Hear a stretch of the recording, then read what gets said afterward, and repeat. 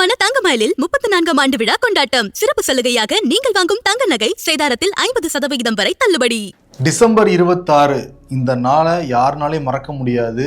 காரணம் சுனாமி பேரலை 2004 14 நாடுகளில் ஹிட் பண்ணிச்சு. இந்த சுனாமி கிட்டத்தட்ட 2,30,000 பேர் இறந்து போனாங்க.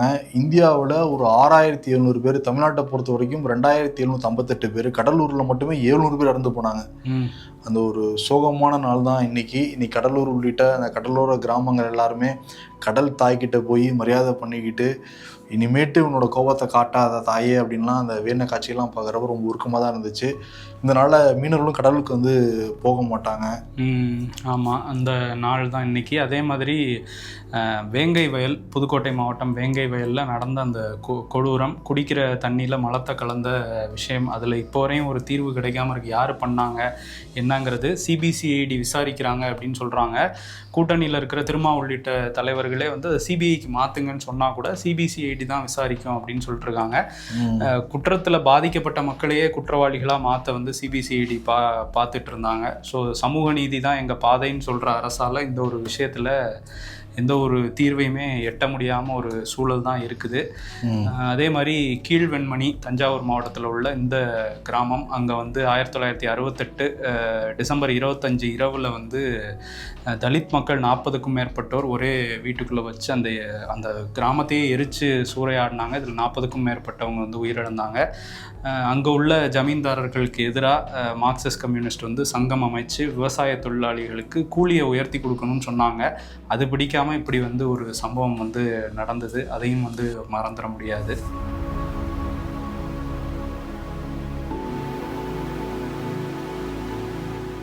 மறக்கவே முடியாத விஷயங்களை இந்தியாவில் பண்ணிக்கிட்டு இருக்கு பாஜகவும், பாஜக ஆதரவு பெற்ற அமைப்புகளும். ஜாயா ஃபெஸ்டிவல்னு சொல்லுவாங்க கிறிஸ்மஸை. இந்த மாதம் முழுக்க கொண்டாடுவாங்க அவங்க. ஆனால் இந்த மாதம் முழுக்க பல்வேறு சம்பவங்களால் அவங்க மனம் முடிஞ்சு தான் போயிருக்காங்க. ஏன்னா இந்தியாவில் இதுக்கு முன்னாடி இந்த மாதிரி சம்பவம் நடந்ததே கிடையாது. அதுவும் குறிப்பிட்டு இந்த மாதத்தில் அவ்வளோ தூரம் ஒரு வெறுப்பு பேச்சை, ஒரு மத வெறுப்பை நார்மலைஸ் பண்ணிக்கிட்டு இருக்கு பிஜேபி. முகம் மட்டும் கிடையாது, ஆர்எஸ்எஸ், விஸ்வ இந்து பரிஷத்து, ஏபிவிபி அப்படின்ட்டு என்னென்னமோ முகத்தை வச்சுட்டு தான் வராங்க அவங்க. இப்போ நேற்று பார்க்குறப்ப டெல்லியில், கேரளாவில், சத்தீஸ்கரில், பீகாரில், மத்திய பிரதேசில், ராஜஸ்தான்லன்னு சொல்லிட்டு பல்வேறு இடங்கள்லையுமே அந்த கிறிஸ்மஸ் அலங்காரங்கள் உடைச்சிருக்காங்க, எல்லாம் பண்ணியிருக்காங்க. இது காவல்துறை புகார் கொடுத்தா கூட அவங்க கண்டும் காணாமல் தான் இருக்காங்களாம். இப்போ போன வருஷம் மட்டும் பார்க்குறப்ப கிறிஸ்துவருக்கு எதிராக நாடு முழுக்க இந்த மாதிரி கொண்டாட்டங்களை எதிர்த்து மட்டுமே 834 வழக்கு போடப்பட்டிருக்கு. இந்த வருஷம் இதுவரைக்கும் மட்டுமே 700 வழக்குகள் மேலே போடப்பட்டிருக்கான். இந்த வருஷம் முடிவில் தான் தெரியும். பல இடங்களில் கேஸே ஃபைல் பண்ண குற்றச்சாட்டு வேறு இருக்குது. இதுக்கு நடுவில் ஒரு வீடியோ பயங்கர வைரல் ஆகிக்கிட்டு இருக்கு. ஒரு சர்ச்சு ஃபாதர் அவருடைய இடத்துல இருந்து அவர் பேசிக்கிட்டு இருக்காரு. எந்த தொந்தரவுமே கிடையாது. ஒரு க்ளோஸ்டு ஒரு ரூமு. அங்கே இயேசுவை நம்புறவங்க வராங்க, அங்கே பேசிக்கிட்டு இருக்காங்க. அதை பிடிக்காத அந்த மத வெறுப்பாளர்கள், குறிப்பாக அந்த இந்து மத வெறுப்பாளர்கள் அங்கே போய் இந்த சர்ச்சு ஃபாதர் மேலே கையை போட்டுக்கிட்டு அவர் மிரட்டுற மாதிரி பேசியிருக்காங்க. பேசி கிறிஸ்தவத்தையே கொச்சப்படுத்துகிற மாதிரி பேசி, புனித மேரிய கற்பை கொச்சப்படுத்துகிற மாதிரி பேசி, கிறிஸ்தவங்கிறது மேலை நாட்டுக்கானது, இந்தியாவுக்கானது கிடையாது, பைபிள் என்ன இந்தியாவில் எழுதப்பட்டிருக்குன்னுலாம் சொல்லி ஒரு மாதிரி அந்த பாடி லாங்குவேஜே ரொம்ப அருவருப்பாக இருந்தது. அந்த உடல் மொழியே ரொம்ப அசிங்கமாக இருந்தது. இதெல்லாம் நம்ம சகிச்சுட்டு தான் அந்த நாட்டில் வாழ வேண்டியதாக இருக்குது. இதுவரைக்கும் நடவடிக்கை எடுக்கப்படலையா அவர் மேலே? ஆமாம், ஆனால் பிரதமர் மோடியே அங்கே தேவாலயத்துக்குலாம் போனார். அப்போ அவர்கிட்ட போய் சொல்லுவாங்களா இது வெளிநாட்டுக்கானது அப்படின்னு சொல்லிட்டு? இப்படி தான் இருக்கிறாங்க இந்த இந்துத்துவ கும்பல். ஆனால் அஸ்ஸாமில் 4 பேரை கைது பண்ணியிருக்கோம் அப்படின்றாங்க. ஒரு அடையாள கைதாக தான் இது இருக்குன்னு அங்கே உள்ள எதிர்க்கட்சிகள் சொல்கிறாங்க. சும்மா ஒரு பிரச்சனை நடந்துருச்சு அப்படிங்கிறதுனால கைது பண்ணுறாங்க அப்படிங்கிறது. நிறைய குழந்தைகளை போய் துன்புறுத்தியிருக்காங்க. அங்கே கிறிஸ்தவ மத கூட்டங்களுக்குள்ளே போய் ஜெய் ஸ்ரீராம், ஜெய் பாரத் மாதா கி ஜெயின்லாம் கத்திட்டு போயிருக்காங்க. இது ஒரு ஆர்கனைஸ்டாக நடக்கிற மாதிரி தான் தெரியுது. ஏதோ திட்டமிட்டு முன்கூட்டியே பேசி வச்சு நடக்கிற மாதிரி தான் நமக்கு தோற்றம் இருக்குது. இல்லை, அவங்க என்ன ஆன்டி இந்தியன் குழந்தைகள் எல்லாருமே அவங்களுக்கு பிடிச்ச ஒரு மதத்தை தழுவுறாங்க. அதுவும் கிறிஸ்மஸ் தாத்தாவை எல்லாருக்குமே பிடிக்கும். ஒரு இன்க்ளூசிவான குரோத்தை தானே இருக்க முடியும் இந்தியாங்கிறது. இப்படி பின்னோக்கி இழுத்துட்டு போய்கிட்டு இருக்கிறது ஏற்றுக்கவே முடியாது.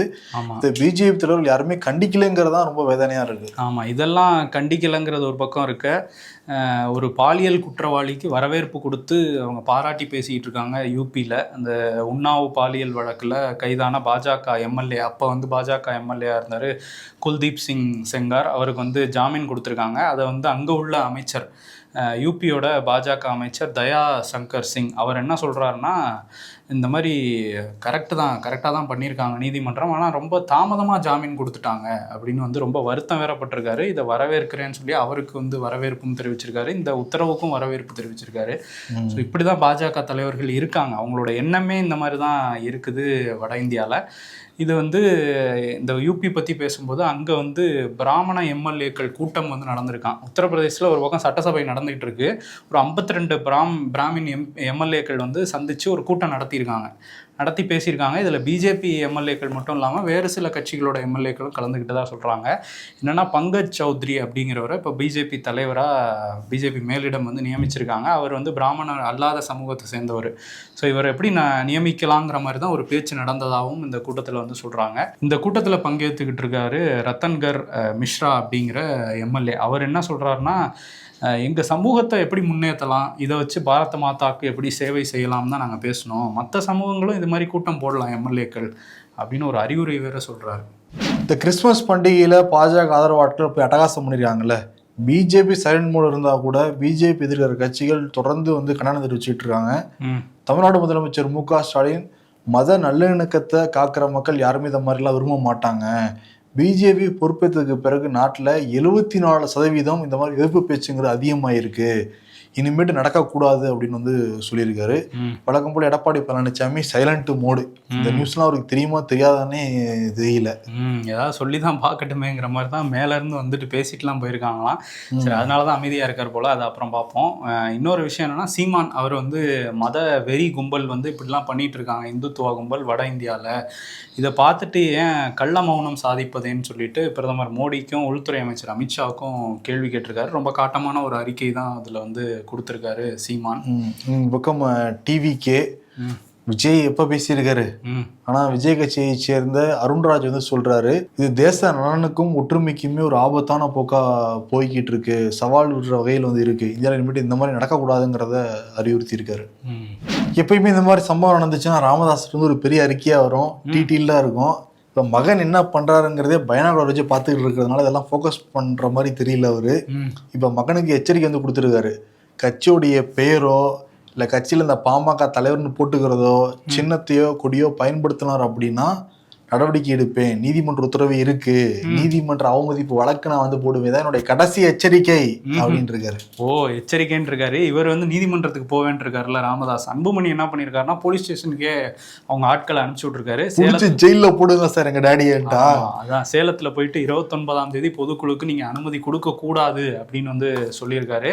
ஏன்னா என்கிட்ட தான் இருக்கு கட்சி கொடியையோ பெயரையோ எந்த சிம்பிளையோ அவங்க பயன்படுத்த முடியாது, அதை பயன்படுத்தி உங்ககிட்ட அனுமதி கேட்டா அதுவே சட்டவிரோதமானது, அவங்கள பிடிச்சி ஜெயில போடுங்க சாருங்கிற மாதிரி அவர் சொல்லிருக்காங்க. ஆனா திட்டமிட்டபடி பொதுக்குழு நடந்தே தீரும்னு சொல்லியிருக்காரு ஜி.கே. மணி. ஆனா ஜி.கே. மணி கட்சியிலிருந்து இன்னைக்கு தூக்கி இருக்காரு Anbumani. But good party, good son, good father, good மணிஸ், 2 மணியும் அடிச்சுக்கிறாங்க. But G K. மணி ரொம்ப காலமா ராமதாஸோட தான் இந்த சட்டம் ஆரம்பிச்சதுல இருந்து இருக்காரு. ஸோ அவர் நீங்க தூக்கிங்க, நான் இந்த கட்சியில இருக்கேங்கிற மாதிரி தான் அவரு நினைப்பாரு. ஆக்சுவலா என்ன தெரியுமா பிரச்சனை, மணிஸ் தான் பிரச்சனை, மணி தான் பிரச்சனை பல கட்சிகளுக்கும். தூத்துக்குடி மத்திய மாவட்ட செயலாளர் பதவி எனக்கு தான் வேணும்னு சொல்லிட்டு அஜிதா ஆக்னல் விஜய் கார் மறிச்சாங்க. நிர்மல்குமார் அதுக்கப்புறம் பேச்சுவார்த்தை நடத்தினாங்க, ஊருக்கு போயிருந்தாங்க தூத்துக்குடிக்கு. ஆனால் பயங்கர அப்செட்டில் ஸ்ட்ரெஸ்ஸில் இருந்தாங்களாம் அஜிதா. நேற்று நைட்டு இந்த மாவட்ட செயலர் பதவி கிடைக்காததுனால தூக்க மாத்திரை சாப்பிட்டு தற்கொலைக்கு முயற்சி பண்ணியிருக்காங்க. வீட்லேயே மயங்கி விழுந்ததுனால அவங்களுடைய கணவர் பார்த்துட்டு மருத்துவமனையில் அனுமதிக்கப்பட்டிருக்காங்க. இப்போ சிகிச்சை கொடுத்துட்டு இருக்காங்களாம்.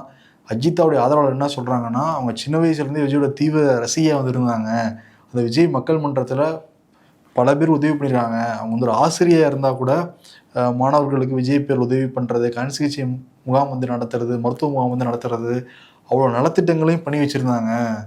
ஆனால் இப்போ பார்க்குறப்ப மாவட்ட செயலர் பதவி இல்லைன்னு சொன்னது மட்டும் இல்லாமல் திமுகவுடைய ஆதரவாளர்னு சொன்னதை வந்து அக்கானால ஏற்றுக்க முடியாமல் போயிடுச்சு, அதனால அப்படி பண்ணிட்டாங்க அப்படின்லாம் சொல்றாங்க. ஆமா, ஆனா அஜித் ஆதரவாளர்கள் விஜய்க்கு எதிராக இருக்காங்க. பட் அஜித்தா இன்னும் விஜய்க்கு ஆதரவாக தான் இருக்காங்கன்னு சொல்றாங்க. ஓகே, இப்போ வந்து தற்கொலை வந்து எதுக்குமே தீர்வாகாது. இது வந்து பேச்சுவார்த்தை மூலமா ஒரு சுமூக முடிவெட்டுறது தான் சரியா இருக்கும். ஆமா, ஜனநாயகம் ஆடியோ லான்ச் நாளைக்கு வந்து நடக்க போகுது மலேசியால. அதுக்கு விஜய் கிளம்பி போயிருக்காரு இன்னைக்கு சென்னை ஏர்போர்ட்ல இருந்து தனி விமானம் மூலமாக. இன்னைக்கு சென்னை ஏர்போர்ட்டே ஸ்தம்பிக்கிற அளவுக்கு நிறைய பேர் மலேசியாவுக்கு டிக்கெட் புக் பண்ணி போயிருக்காங்களாம். அங்க இங்கிருந்து நாங்கள் ஆதரவு கொடுக்குறோம்னு சொல்லிட்டு மலேசியாக்கெல்லாம் கிளம்புறாங்க. ஏன்னா அது வந்து ஒரு ஹாலிடேஸ் வேற இருக்குல்ல, நிறைய இருக்குல்ல. ஆமா. ஓகே, இதே மாதிரி இந்த அஜிதா விவகாரத்தில் தமிழிசை சவுந்தரராஜன் கருத்து சொல்லியிருக்காங்க. விஜய் வந்து அவங்கள்ட்ட பேசியிருக்கலாம் அப்படின்னு. அதே நேரத்தில் பெண்களுக்கு அரசியல் அப்படிங்கிறது ஒரு போராட்டமாக தான் இருக்குது அப்படின்னு சொல்லியிருக்காங்க. அவங்களுக்கே பர்சனலாக ஏதோ ஒரு நடந்திருக்குன்னு நினைக்கிறேன். அதை நம்மளும் பார்க்குறோம். எல்லா கட்சியிலையுமே பெண்களுக்கான பிரதிநிதித்துவம் அப்படிங்கிறதே இல்லாமல் தான் இருக்குது, என்ன தான் பேசினாலும். ஆனால் ஒன்று எப்பயுமே தமிழிசை சவுந்தரராஜன் பிஜேபி பக்கம் ஃபோக்கஸ் பண்ணுறாங்களோ இல்லையோ, உங்களுக்கு முன்னாடி டிவிக்கே பக்கம் ஃபோக்கஸ் பண்ணி டிவி முன்னாடி உட்காந்துருக்காங்கன்னு தெரியுது.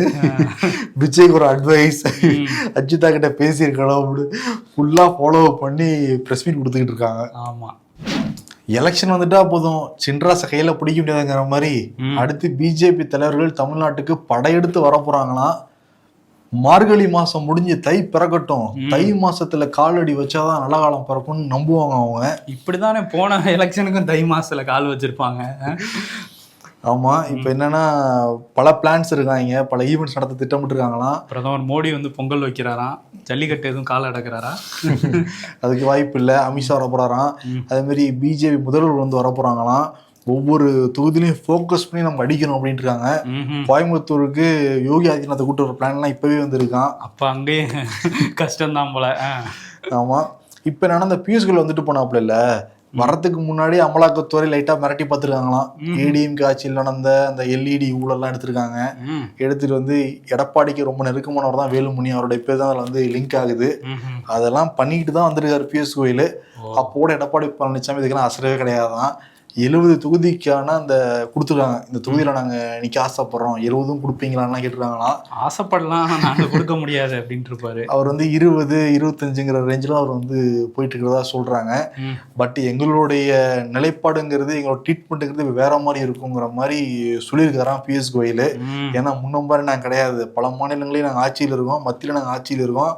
2024 எங்களுக்கு கழுத்தா கொடுத்த மாதிரி இந்த டைம் கொடுத்துன்னு மட்டும் நினைச்சிடாதீங்கிற மாதிரி ஒரு சாஃப்டா, என்ன தம்பி நல்லா இருக்கியா பாத்துக்கிற மாதிரி ஒன்று சொல்லிட்டு போயிருக்காரா. பட் எடப்பாடி பழனிசாமி அதெல்லாம் நாங்க பாத்துக்கிறோங்கிற மாதிரி கையை லைட்டா தட்டி விட்டு இருக்கிறதா சொல்றாங்க. இந்த சீட் ஷேரிங் தான் இப்ப போய்கிட்டு இருக்காங்க. ஓகே, அதுக்கிடையில் வந்து இந்த ஏற்கனவே வந்து திமுகவில் ஒரு தேர்தல் அறிக்கை குழு வந்து அமைச்சிட்டாங்க. நம்மளும் அமைக்கணும்னு சொல்லிட்டு எடப்பாடி ஒரு 10 பேர் கொண்ட குழுவை வந்து அமைச்சிருக்காரு. அதில் வந்து ஜெயக்குமார், செம்மலை, சிவி சண்முகம், வளர்மதி, நத்தம் விஸ்வநாதன் உள்ளிட்ட முன்னாள் அமைச்சர்கள்லாம் போட்டு ஒரு 10 பேரை போட்டு சிறப்பான ஒரு அறிக்கையை எடுத்துட்டு வாங்க பார்த்துக்கலான் இருக்காராம். ஓகே, சில கட்சியோடைய மேனிஃபெஸ்டோமே சூப்பராக இருக்கும். பட் இவன் கொடுக்குற மேனிஃபெஸ்டோலாம் ஒன்றும் இல்லை, கீழே போட்டுருங்கிற மாதிரியே தான் இருக்கும். ஏன்னா 505 வாக்குறுதி கொடுத்தாங்க, கேட்டால் 90 முடிஞ்சிச்சு, 95 முடிஞ்சிச்சுன்னு சொல்லிருக்காங்க திமுக. அதில் பல வாக்குறுதிகள் இன்னுமே பெண்டிங்கு. எல்பிஜி சிலிண்டருக்கு 100 ரூபா குறைக்கிறேன் நாங்கள் குறைச்சாங்களா, மாணவ கல்வி கட்டணம் ரத்து நாங்கள் பண்ணாங்களா, ஓல்டு பென்ஷன் பண்ணாங்களா, அது மாதிரி நிறையா இருக்கு. ஆனால் இப்போ என்ன பண்ணுறாங்கன்னா டிஎம்கே அந்த மேனிஃபெஸ்டோவுக்கு ஏஐ டிஜிட்டல் போர்ட்டல்லாம் இன்க்ளூட் பண்ண போறாங்களா. எது சாத்தியம், எது சாத்தியம் இல்லை, மக்கள்கிட்ட எப்படி கருத்து வாங்குறது அப்படின்லாம் ஏஐ வரைக்கும் இன்க்ளூட் பண்ணிட்டு இருக்காங்களா அவங்க. மக்கள் வந்து அந்த ஏஐ கேட்க முடியுமா கேள்வி, இதெல்லாம் சொன்னீங்களே பண்ணீங்களான்ட்டு. ஆனா ஒன்னே நீங்க கொடுத்தீங்க, ஆட்சி வந்துட்டீங்க அப்படின்னா அடுத்த 5 வருஷத்துல பண்ணி முடிச்சிருவோம் நீங்க சொல்லுங்க. அடுத்த நம்பி கொடுக்க கூடாதுல்ல. காங்கிரஸ் வரும் நாங்க நினைச்சோம், நாங்க கொடுத்தாங்க. திமுக எப்படி நினைச்சு நீங்க கொடுப்பீங்க? அதுதான் கொடுத்துருக்காங்க அப்படின்னு நினைச்சு இப்ப அடுத்த அறிக்கையும் வருது, இதுல விட்டதெல்லாம் அதுல வந்து முடிச்சிருவோம் அப்படிங்கறதையும் சேர்த்துருவாங்கன்னு நினைக்கிறேன். ஓகே, அதே மாதிரி ஜனவரி 20 தமிழ்நாடு சட்டமன்றம் கூட போகுது. வருஷத்துடைய முதல் சட்டமன்ற கூட்டத்தொடருங்கிறதுனால ஆளுநர் உரையோட ஆரம்பிக்க போறாங்க. முறை என்ன பண்ணுவாருன்னு வெயிட் பண்ணி பார்க்கணும். எலெக்ஷன் நெருங்கிருச்சுல, சும்மாவே கதைகள் இடவாப்பலாம் நம்ம ஆளுநர் ராஜ்பவன்ல. ரன்னிங்கா இல்ல வாக்கிங்கா அப்படிங்கறது வந்து அன்னைக்குதான் தெரியும். அதே மாதிரி இன்னைக்கு வந்து தகைசால் தமிழர் விருது பெற்ற தோழர் நல்லகண்ணு ஐயாவோட பிறந்த நாள். நம்ம வந்து நிறைய இந்த தீய சக்தி தூய சக்தின்லாம் பேசுகிறாங்க. நிகழ்கால தமிழ்நாடு அரசியலில் இருக்கிற ஒரே தூய சக்தின்னு கூட சொல்லலாம். அந்த அளவுக்கு வந்து மக்கள் பணியே அவரோட பணிங்கிற மாதிரி தான் அவர் வாழ்ந்திருக்காரு. அவரோட பிறந்த தினம் இன்னைக்கு முதல்வர் தொடங்கி பலரும் வந்து வாழ்த்து தெரிவிச்சிருக்காங்க. ஆமாம், அதே முதலமைச்சர் வந்து இந்த சாரை பற்றி பேசியிருக்காரு. பல பத்திரிகையாளர்களுடைய வாக்கே பறி போயிருச்சு, அதனால நம்ம இன்னும் ரொம்ப கண்காணிப்போட செயல்படணும் அப்படின்லாம் சொல்லியிருக்காரு. யார சொல்றாரு? பல பத்திரிகையாளர்கள்ப்பா. அதே மாதிரி நாளைக்கு அந்த சாரோடைய முகாம் வந்து நடக்க போகுது. மிஸ் ஆனவங்க நாளைக்கு நம்ம நேரில் போய் கொடுக்குறோம், நாங்கள் மனு கொடுக்க போகிறோம். ஓகே, கொடுங்க. மனு இல்லை, அந்த ஃபார்ம் 6 கொடுக்க போகிறோம். டிசம்பர் 28 கேப்டன் விஜயகாந்தோட நினைவு தினம் வருது. 2ஆம் ஆண்டு நினைவு தினத்தை குரு பூஜையாக கொண்டாட போகிறோம் அப்படின்னு சொல்லிட்டு தேமுதிக தரப்பில் எல்கே சுதீஷ் அவர் போய் எடப்பாடி பழனிசாமியை போய் பார்த்தாரு. ஆஹா, பேச ஆரம்பிச்சிட்டாங்க போல அப்படின்னோன்னா கொஞ்ச நேரத்தில் முதலமைச்சர் மு க ஸ்டாலினும் பார்த்தாரு.